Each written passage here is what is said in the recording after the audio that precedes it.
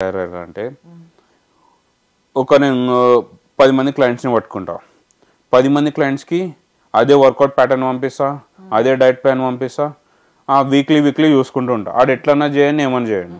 అది మీకు గూగుల్లో కొడితే రాదా? చాట్ జీపీటీలో రాదా? మీకు చెస్ట్ వర్కౌట్స్ అని కొట్టండి రాదా? డైట్ ప్లాన్ అని కొట్టండి రాదా?